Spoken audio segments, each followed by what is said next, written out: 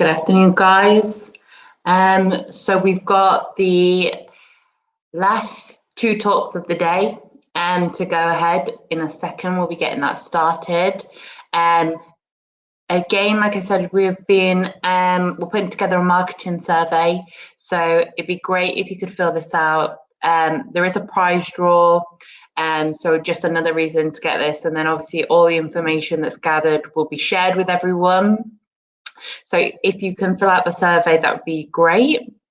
So this afternoon, we've got Ed and Amy joining us, and then there'll be the last two sessions. So we're going to get started this afternoon with Ed, who's going to be giving us the essentials of Google Tag Manager conversion tracking. Try saying that fast. Yeah, Ed joined us this morning. He gave us a bit of an intro on Google Analytics 4, and will be taking us through some more Google Tag Manager. So I'm going to hand over to Ed now, and he can tell us a bit more about it. Well, hello everyone, welcome back. I've just hopped across from filling in on stream 1, so I'm back with the third presentation of the day. And this one's on Google Tag Manager. So this is a real kind of beginner's guide to getting set up with some of the kind of basic tags, some of the kind of immediate tags that you might want to put in place on your website. So here's a scenario. So typically, as you may know, there's lots and lots of different pixels and advertising platforms out there, all requiring their own tagging, their own pixel, their own implementation, and they all have their own requirements for what needs to go onto the site. Now, you can imagine that, websites over time, they start building up a lot of bloat. So, you might have like a Facebook or pages tag on there. You might have your Twitter. You might have Google Ads, remarketing tags. You might have your LinkedIn pixel. You might have Google Analytics spanning all pages of the site. Then on top of that, you've got all the conversion tracking. So tracking conversions for each individual platform. They'll all have their own schema and all different ways to track. So you can imagine like how difficult that starts to become to manage if you've got multiple tags. Not only do you just have the sheer quantity of tags on there, but you've also got things like, who can access the tags, which tags are all tags updated. Are they all kind of firing at the same point, all the kind of consistency factors. So what we need is a tag management solution, and this is Google's solution to that. So they launched Tag Manager, I'm tempted to say about 4 or 5 years ago, and it's evolved over time. And it's really become like the go-to tag management platform for managing tags, especially because it's free also. So there's no direct cost to running Google Tag Manager. You can sign up for an account with your current Google credentials, and you can get started quite quickly. So what Google Tag Manager does is basically it's one pixel and one system for managing the multiple tags that you may have. So that it can control everything from publishing to access permissions to firing rules and general kind of tag setup. So if you want to kind of get anything deployed on the website quickly or get something removed quickly, you can do that through Tag Manager. And you don't need to be, an IT expert to do it either. This is a product that's aimed at marketers, business owners, for doing kind of simple tag implementation. So you can go from basic things to all the way through to more kind of like advanced custom scripts. So it means that you don't have to get ITers involved in asking them for requests for new pixels putting on the site, you can just deploy and remove pixels directly from within the tag management interface. So that's both saving time and saving hassles with developers in putting in requests to get them to remove things. So it certainly speeds up the process. Certainly for like us as an agency, we wouldn't normally, our advice to all clients would be to use Google Tag Manager. And to be honest, we rarely work on a project now without Tag Manager's involvement, just because of the speed of and efficiency of being able to use it. So some of the core benefits of using Google Tag Manager are easily being able to manage all your tags in one place. It reduces reliance on developer support. Enables you to manage user access, which is great for larger organizations and certainly good for agencies. It allows you to kind of preview and check for errors before stuff going live, so you know that it's going to work before it's pushed live. Highly flexible and customizable. So once you've done it for one tag, you can clone it and deploy it against other tags. It's got a whole load of built-in auto events and triggers. So basic things like being able to track form submissions and link clicks and things like that. There's built-in auto event listeners that are all in place to enable you to work with and apply to your tags. And it's important to note that it's not only just works on websites.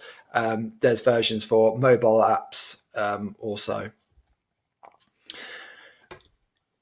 It's got a huge list of already kind of built-in, ready-made tags.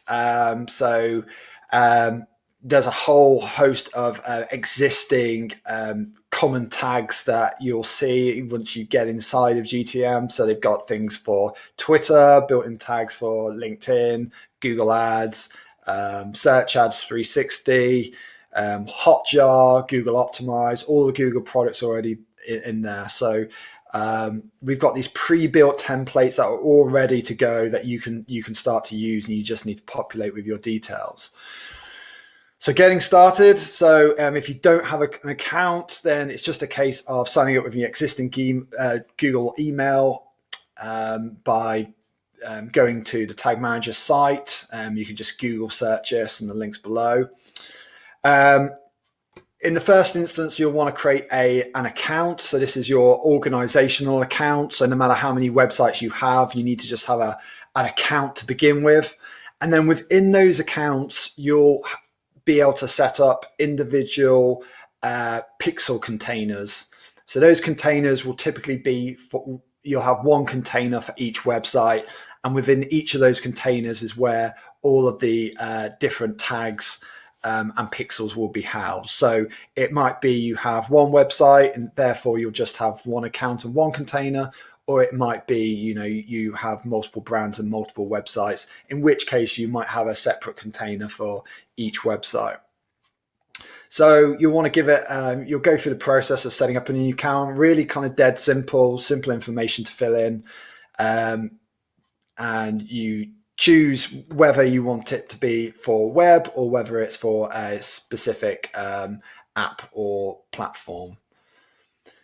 Once you're done with that, you'll be provided with a piece of JavaScript code that doesn't look anything dissimilar to other pixels that you may have come across.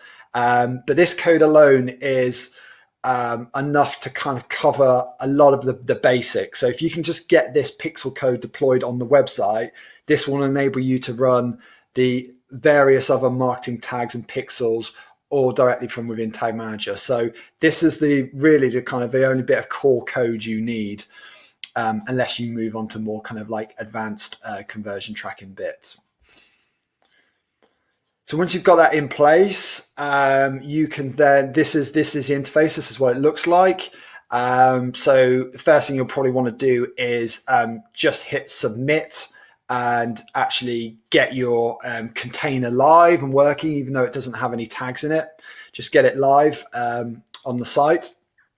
And you'll see down on the left side how you've got the tags, triggers, and things called variables, all available as different menus that you can dip into. So you can check that your site is running Google Tag Manager by using Google Tag Assistant. So this is just a tool for enabling you to see whether Google Tag Manager is correctly loaded on the site. In this instance, it is. This is just a free browser plugin provided by Google. So I advise you all to make use of Google Tag Assistant to diagnose your tags. Within the admin section, you have control to be able to set user permissions. So you can choose to decide who has access to which containers, whether that be view only, edit, or publish. And you also have the ability to be able to share and export your container and move it across to different accounts. So if you want to kind of export all of the tags off your website and put it live on a new website, for example, or an alternative Google Tag Manager account, you have the ability to be able to export that as well. So a lot more flexibility there in being able to kind of share tags across different GTM accounts and websites. So the fundamentals of Google Tag Manager. So there's three main things you need to be aware of. So we have the concepts of tags, which are basically the marketing pixels for the different platforms, Google Ads, Facebook, LinkedIn, whatever. The triggers, you'll then need a trigger, which is basically a firing rule. So you need to create firing rules for when those tags need to fire, be it like all pages or on form submit or on link click, whatever it is. So you'll have to go through the process of creating triggers. And then we have things like variables, which are the kind of the specific values, such as things like, the click ID, the form ID, the product name. So the variables are used within the triggers and within the tags in order to join them all together and make them work. So when you've got your account, one of the things you'll want to do, especially if you're doing it for the first time, is go in and click on the variable sections. And within the section, you'll want to add a new variable. So you want to add the built-in variables. So this is all the auto tracking stuff that is already available within GTM for you to be able to use. And you just want to select some of these. So if you want to be able to kind of track specific clicks and things like that, then you'll want to select those built-in variables. The same goes for forms. So you can select all of the different click types and the form clicks.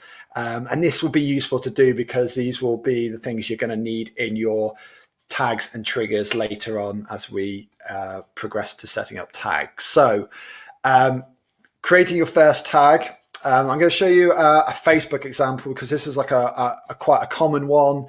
Most people use Facebook. So I'm going to start off with a Facebook example to show you how this is done. So when you come into your account for the first time, if you go to the tag section, you won't have any tags created. So the first thing you'll need to do is actually create a tag. Okay, so you have to decide what your needs are and what type of tag you want.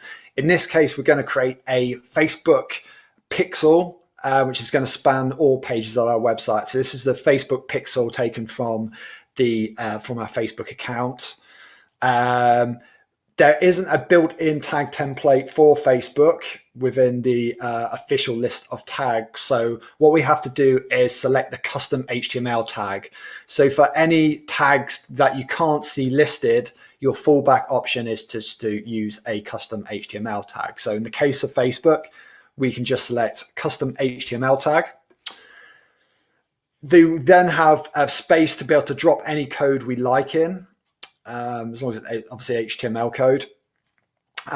So what we need to do then is within Facebook, we need to grab the pixel code. So the code we need. So if you've set up Facebook and you've got your code, you'll have this available within the account already. So you'll find that within the Pixels tab under Events Manager.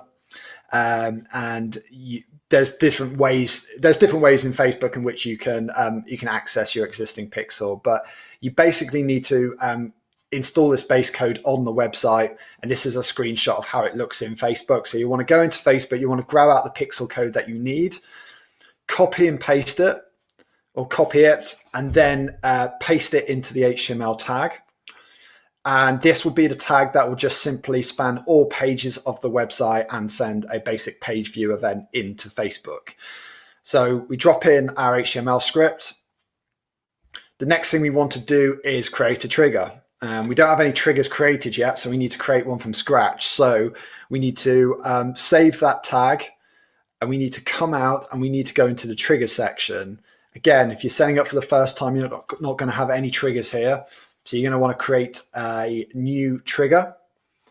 So you hit new. In this case, we're going to want the trigger of page view. Okay, because we want this to fire on every page. So we're going to select page view trigger as the trigger type. And because we're not fussy about what pages this fires on, we're just happy to have it fire on all pages. We can select the all page views. So now we have a tag and we have a trigger rule together. And now we can save that tag. So it really is as simple as that. So you can get this set up and going like literally within like 5 minutes. So that's the tag created. It's in the system. The next thing we need to do is actually get that published. We need to get that published onto the live site. So here's what we need to do next. So having saved it, we then need to go to the preview. This is just to test whether it's actually working or not. We want to put in the URL. So we enter in the website URL. And you'll see that this tag assistant will load up in the browser. And this is what you'll use to help you diagnose whether the tag is firing all right. So this is Google Tag Assistant letting you know that the tag is working correctly. And what it will do is load up your web page, your website in one of the browser tabs. And then in the Tag Assistant browser tab, it will show you all the tags that are firing on your website at that point in time. So all you need to do is look out for the specific one. So if you've only got the one tag firing, it should be quite obvious. But you can see here that my Facebook All Pixels tag seems to be firing fine. It's successfully firing. So I'm happy with that. So what I can do is then submit those changes. At this point, it's going to ask me if I want to basically just save it as a version name. So I have the option to be able to just like put some notes in. So if I'm making any kind of changes over time, I can just make some notes here and specify a version name. And this is just useful. Versions are useful because it basically allows you to save the state of your account in time, so that if you make any mistakes in future, you need to revert anything, you can come back to previous state. So if something has like changed, or if I've messed something up and I need to revert, I can go back to like the state of it last week, last month. I can go back in time and basically revert back the changes. So it's good practice to give it a name. You can put in a description about what the changes you have just made. You then hit publish, and at that point, that will then put live the tag on your site. So at that point, the tag will be live, and you should start seeing that data come into your Facebook account. Okay. So we've done the all pages pixel. The next thing I'm going to show you is how to specifically do it for Facebook events. Now, there's a whole bunch of documentation around how to track Facebook conversions, and this can be a bit confusing for the first time user. And the Facebook documentation makes it a little bit confusing as to specifically what's required. And there's a handful of standard events that you can use, but there's also the ability to be able to put in your own kind of custom events as well. So some of the kind of common ones might be tracking leads, tracking purchases, tracking specific views of certain content, and even like kind of custom events such as like file downloads or something like that. So it pays to get a bit familiar with the events and what is available within Facebook. I'm going to show you an example of how to do a lead form event. So this is what it looks like for a lead form event. So we've got the all pages tag already. That's in the system already. We now need to create an event for leads. So all we need for that is simply this HTML we see here. Again, this is just kind of standard kind of Facebook schema. This is what they ask for in order to kind of track a lead. So you can see it's FBQ track lead. and it's just in a couple of script tags. So that's easy peasy, and that's the structure, and that's how most of the event tags will look in Facebook. So that's how it's done. Then what we want to do is, because this isn't a live demo, I just need to show you how to scroll down to the bottom of this tag. And you'll just want to make sure that you've selected the option to fire the Facebook All Pixels tag prior to this one firing. And this will just ensure that everything fires in the correct sequence and there's no kind of data loss. So this is an important point. Make sure your base code fires before the event fires, because you always want to have the base code firing, and then the event needs to be able to fire over the top of that. You'll then want to create a new trigger, because it's a new event, and now we need to tell it when to fire that event. And in this case, because it's a lead form event, we need to and want to fire it on a form submission. So luckily there's a built-in trigger type already for that called form submission. And here you can specify specifically what form you would like to listen out for. So on its own, this event will, this trigger will listen for any form submit that takes place across the website. But if you want to be more specific about it, you have the option to be able to specify some forms or just basically enable it on certain pages. So in this case, we're just interested in tracking the Contact Us form, which you can see specified here. So page path contains Contact Us. And again, it's the same process as the first time in terms of we preview it and we submit it. So now we've got a new tag and a new trigger in place. And again, we can test that by going onto our site with Tag Assistant in place and testing the form. So actually going through and doing a test conversion on the form. All being well, you should see that lead event fire successfully. And you'll see that event data start to come into Facebook, into the platform itself. Here's what it looks like for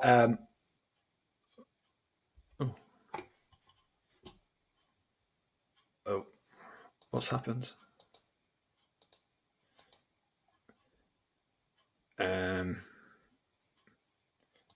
Okay, we seem to have another slide come up here. Hopefully we can just get it back. Don't know if it was something I pressed. Okay, brilliant. Here we have a tag for file download. So same principle as before, same schema. This time, instead of it being a lead event, we're tracking a custom event called file download. And again, this is all you need to create a Facebook event.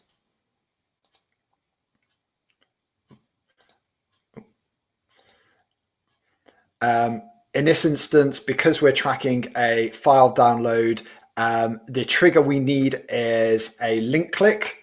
So there's a built-in trigger for that already. So we want to go to just links, because when we click this, when we click the download button, if it contains a file extension of, say, like PDF, we want to fire that event. So we're going to listen out for link clicks where the click URL contains the file extension of PDF.csv doc. It can be any file extension. The main thing is that we're identifying it as containing a link to a file. So yeah, there's a few things you want to ensure here, that you're just kind of waiting for tags, and that you're specifying specifically that the click URL must contain those click link extensions. So once you've got these Facebook events in place, you'll see the data come into the account. This all takes place within the events manager within Facebook. So once these events start coming in, they'll appear in this section, and this will be the area where you can quickly diagnose and see the data coming in. So you know if it's actually properly communicating with Facebook. So all being well, you should start to see those lead events come in. And then from there, you obviously have the ability then within Facebook to be able to turn them into conversion events if you want. So a few more trigger examples. So outbound link clicks. So again, another link click option. And this time it's a link click and it's where the click URL does not contain, and what you can do is put in your own host name there. So you can put in your own site address right there, and which means that any click that isn't on your website will basically enable this trigger to fire, and that in turn will push through the tag. Here's another example for a link click on an email address. So this is where the click URL contains a mail to protocol, which is the standard for email links on your website. So again, it's simple stuff. It's just a link click trigger, waiting for tags. Make sure you got the check validation box in place. Enable this trigger basically on any page and where the click URLs contains mail to. So I've included more links for how to do it on Facebook. And just quickly before we go, I'm going to show you how to do a basic tag in GA4. So anyone saw my previous session, I said that the GA4 tags are now available within Google Tag Manager. So if you want to get going with Google Analytics 4, there's basically really only kind of one tag you need to kind of get going to have the basic page view data.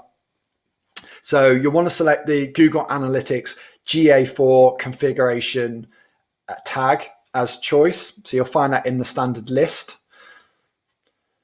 At this point, it will ask you for your measurement ID. And this will be the measurement ID from the stream that you created. So if you've gone through the process of creating a GA4 property, you'll be provided with a measurement ID, and that's the measurement ID that is related to your account, to your property, and that is what you'll need to populate this field with. Further down here, there's a little tick box that says send a page view event when this configure loads. The important thing is that that is ticked. So if you're just getting started with GA4, just to make sure that that box is ticked, and that will mean that every time this configuration tag is loaded on a page view event will fire.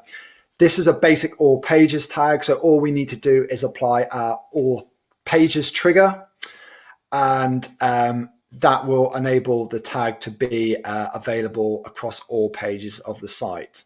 So you can see that once you've got your triggers in place, you can reuse those triggers time and time again, and use them for all of the various tags that you have across the website.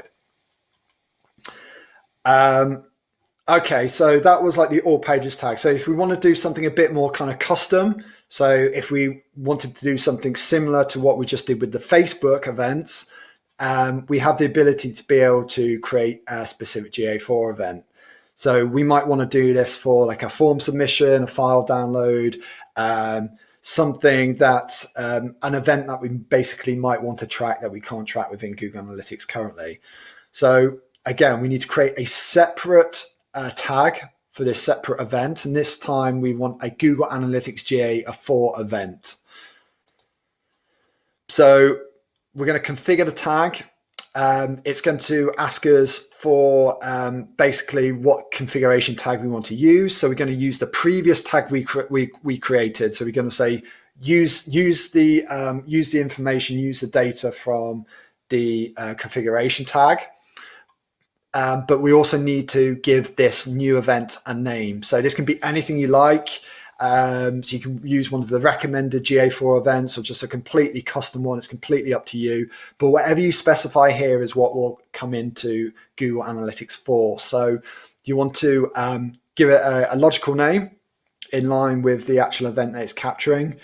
And in this instance, we're going to set to fire on the form submit trigger. Because we already had that trigger available, we can just simply apply it and start using it with our GA4 event tag. Okay, so that really is the kind of rinse and repeat process. You can see that once you've actually created the triggers, those triggers can be applied to the various marketing tags that you have within GTM. So they can be reused You're not having to reinvent the wheel every time and have extra bits of code on the site. You can basically just specify a rule and apply that trigger at scale to the various events, so that you know then that whether it's a LinkedIn event, a Facebook event, a GA4 event, they're all going to be firing in the same place using the same trigger rule.